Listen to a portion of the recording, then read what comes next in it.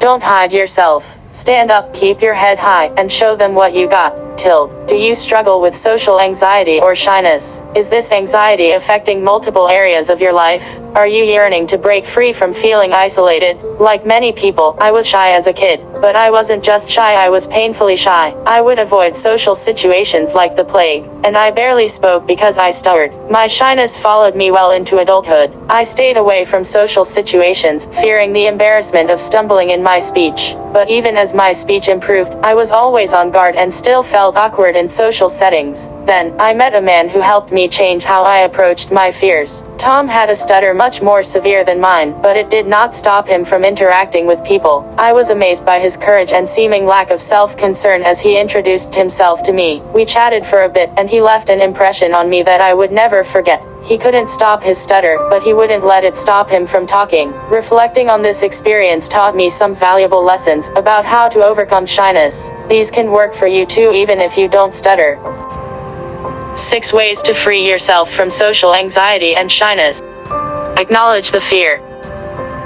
A common fear for shy people is the fear of what others may think about them. For me, my concern was the way I spoke, but it could be something else, such as a concern over your physical features or intelligence. Tom could have easily been afraid of how he appeared to me as he introduced himself.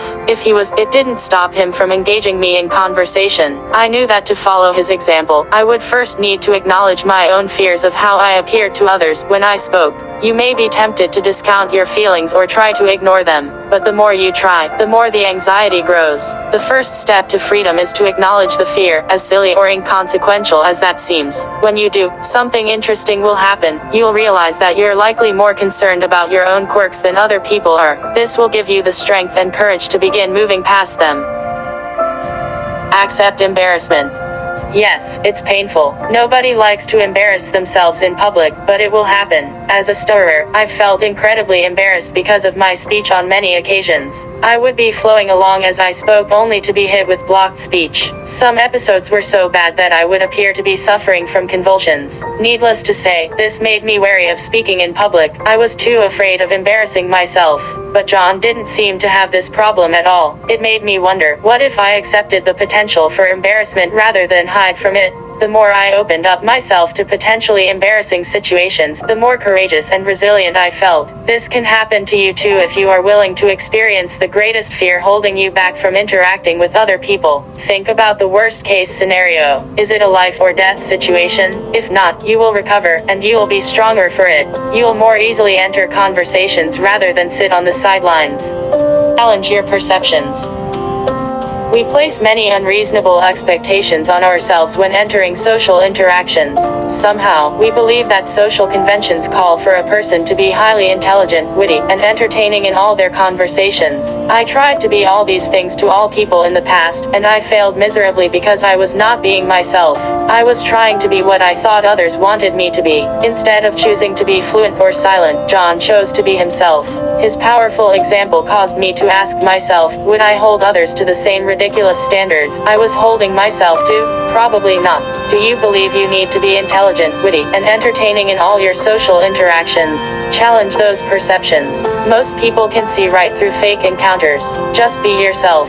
People will appreciate you for who you are, and if they don't, you'll likely never see them again, or won't see them for a long time. So, don't worry about I. Focus on others. As I chatted with John, I noticed how much he encouraged me to talk about myself. I got the impression that he was sincerely interested in me and my story. He helped me realize how hyper-focused I was on myself and on what others might or might not think about me. To break the spell of self-absorption, I needed to focus on helping others. When I stepped outside of my own world, I could see that other people had similar fears about what others thought of them. This caused a big shift in my thinking. Rather than struggling to put myself at ease, I focused on helping others feel at ease with welcoming words and a warm smile. I learned to listen to them attentively and be genuinely interested in what they had to say. The next time you're tempted to withdraw from conversation. So if you aspire to be a good conversationalist, be an attentive listener. To be interesting, be interested. Ask questions that other persons will enjoy answering. Encourage them to talk about themselves and their accomplishments. This step is almost guaranteed to put them and you at ease. Start small. Sometimes, we think that to overcome our shyness, we need to do big things like speak in front of hundreds of people or start a conversation with every person we meet. Tom didn't try to make long speeches. His sentences were brief and to the point. I began to model his behavior by using fewer and simpler words. Over time, I became more comfortable with speaking at greater length. You can start to overcome shyness by taking action in small ways. If groups of 3 or more seem too daunting, try introducing yourself to a person who may be looking for some company. If making eye contact seems too hard right now, try focusing on another area close to their eyes, rather than looking down. You will begin to make progress, and before you know it, you will become more confident in larger social settings. Practice self-compassion. Overcoming social anxiety will not be easy, and you will have times when you will slip back into old habits. My stutter has greatly lessened over the years, but sometimes it comes back with a vengeance whenever I'm anxious or tired, or sometimes it just happens randomly. Sometimes I avoid social situations when my confidence is low. When I am tempted to get angry with myself for falling short, I remember how patient John was with himself as he struggled to speak. He didn't get angry, he simply took a minute to regain his composure and try again. I remember that I, too, can become more kind and patient with myself when my fear of social interaction returns. If you're struggling with setbacks also, practice self-compassion. Be patient and kind with yourself on your journey to freedom. Don't be tempted to give in when you're feeling down. You have more courage than you think. Until now, you may have allowed your shyness to hold you back from meeting people in social settings. You mistakenly thought you weren't interesting enough, important enough, or courageous enough to be in the company of others. You've been in a state of self-imposed exile, but you have more courage than you think. It's time to step outside your shell. It's time to exercise your courage. It's time to stand up, so others can know and appreciate you for who you are. The sheer power of your presence may make someone's day or even change their life and yours, for the better.